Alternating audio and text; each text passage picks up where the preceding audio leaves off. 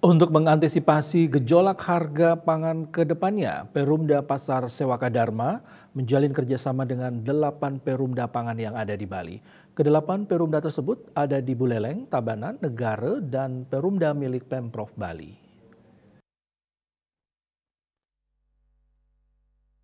Direktur Utama Perumda Pasar Sewaka Dharma Ide Bagus Kompiang Wiranata belum lama ini mengatakan pihaknya telah menjalin komunikasi dan berkoordinasi dengan paiketan Perumda Pangan yang ada di Bali yang berjumlah 8 Perumda. 8 Perumda itu dijelaskannya di Buleleng ada 2 Perumda, Tabanan ada 1 di Negara dan Perumda milik Pemprov Bali.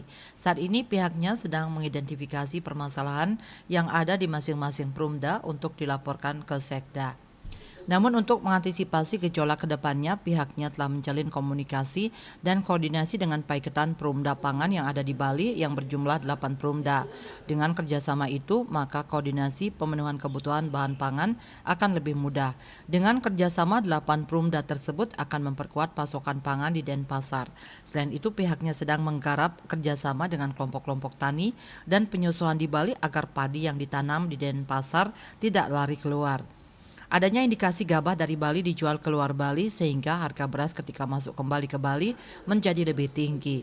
Menurutnya, jika gabah yang diproduksi di Bali dapat diolah di Bali, maka ongkos produksi dan transportasi bisa lebih efisien sehingga harga beras bisa terjaga sampai ke tingkat end user atau konsumen.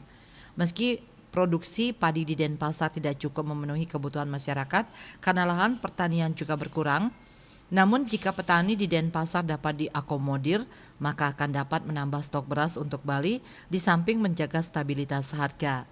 Hingga saat ini belum terlihat adanya kendala pada pasokan bahan pangan ke pasar-pasar yang ada di Denpasar. Selain itu, harga-harga bahan pangan juga telah melandai, seperti harga cabai dan tomat yang sebelumnya sempat naik.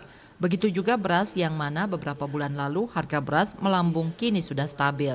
Citamaya Bali Post melaporkan.